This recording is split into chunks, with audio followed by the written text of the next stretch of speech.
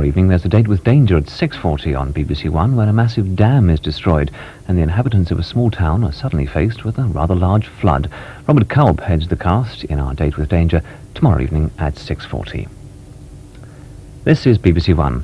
The birthday honours list was published at midnight with a look at some of the more famous names who are receiving honours. Here's Peter Main.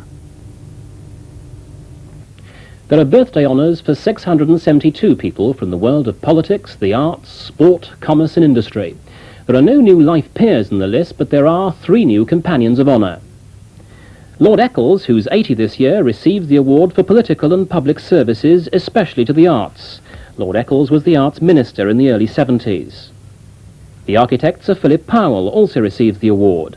A specialist in the design of public buildings, Sir Philip was the man who created the Skylon, symbol of the 1951 Festival of Britain. Professor Friedrich Hayek becomes a companion of honour for his work as an economist. A naturalised Briton who lives in West Germany, Professor Hayek is one of the leading gurus of monetarist economics. The financial journalist Patrick Sargent is one of 27 new knights. In charge of the Daily Mail City desk for almost 25 years, he's the doyen of Fleet Street's city editors. Film director David Lean also receives a knighthood. Starting off as a clapperboard boy in the late 20s, Lean rose to direct films like Brief Encounter and Dr. Zhivago, Bridge on the River Kwai and Lawrence of Arabia, which both won Oscars. He's now working on the film of E.M. Forster's novel A Passage to India, his first film for 14 years. There's a CBE for the actor Timothy West. With a host of stage, screen and television performances behind him, he's currently starring in the ITV comedy series Brass. He was also artistic director of the Old Vic in the early 80s.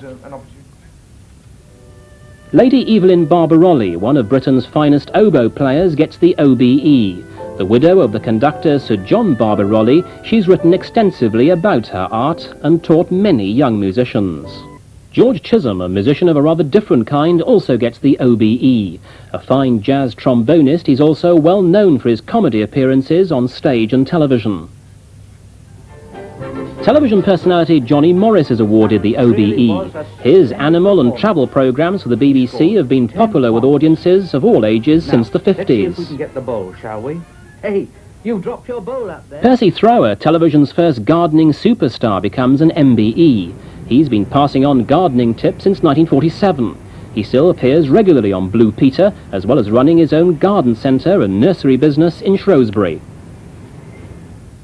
There's an OBE for Richard Noble, who recaptured the world land speed record for Britain last year. He clinched the record in the Nevada desert.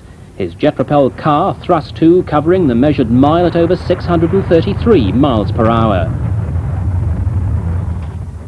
Betty Calloway, the woman behind the ice dance champions Jane Torville and Christopher Dean, becomes an MBE. She's coached the pair to near perfect marks over the past 6 years. 1, 2, 3, 4 sixes there. There are 2 new MBEs from Wales. Despite his name, Mike England is manager of the Wales soccer squad. A former Spurs player, he also made 44 appearances for Wales. Eddie Thomas was a British and European boxing champion himself before becoming a manager. He steered Howard Winston and Ken Buchanan to world titles and now hopes to do the same for Colin Jones. From Scotland, former rugby international Jim Telfer becomes an MBE. He's still Scotland's most capped number 8. Telfer now coaches the Scottish team. Last season, Scotland won the Triple Crown and the Grand Slam.